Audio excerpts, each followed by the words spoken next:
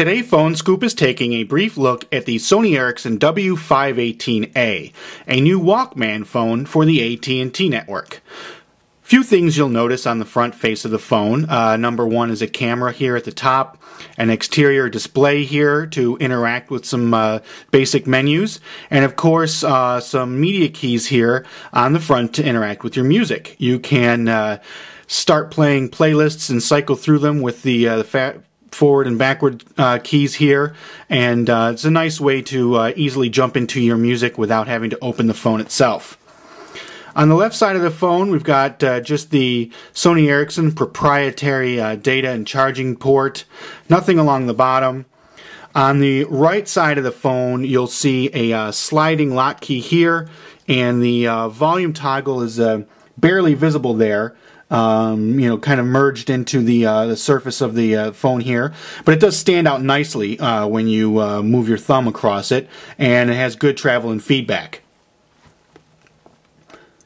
Nothing on the back except for some nice corporate logos, and nothing along the top either. The W518a unfortunately still uses the M2 memory card format. Sony Ericsson hasn't quite made the switch over to micro SD cards yet, and you'll have to pop off the back hatch cover in order to get at it. Of course, this is a flip phone, so we'll open it up, and you won't be too surprised by the appearance of the keypad here. It looks very similar to other Sony Ericsson keypad designs. This one's pretty functional, I have to say. It's nicely spaced. The keys are very spread out, and you've got a lot of room here. I would have preferred a little bit more definition on each key, but perhaps that's me. It's a fairly attractive keypad. I just wish the keys had a little bit more travel and feedback than they do. So now that we've seen the hardware of the W518a, let's take a look at the software. The W518a runs Sony Ericsson's Java-based platform, and it of course has been customized with some AT&T menu items. Going into the main menu, you can see a standard grid here, and options will let us change the way that the menu is laid out into different styles, and you can see that we've changed that quite easily. The icons, of course, are AT&T's, and it doesn't offer too many surprises in terms of what it offers. It's got a camera, the My Stuff folder, tools and applications, settings, entertainment folder, GPS, yellow pages, messaging, and of course the media mall. Being a Walkman phone, the music features are fairly robust. You can see here a lot of the AT&T music services. We've got XM radio, the Music ID service, notes, and some community things. And of course we have the Walkman player itself. Opening the Walkman, you'll see it looks identical to other Sony Ericsson phones. We've got the same PlayStation style menu theme here, and from here you can easily jump into a lot of the other music applications, including videos, XM radio, tones, and other applications. Going into the music player itself, we were listening to some Green Day earlier, and you can see the player user interface here is a little bit unchanged. No differences here. We've got album art, and that's about it. We've got some options here. We can adjust settings.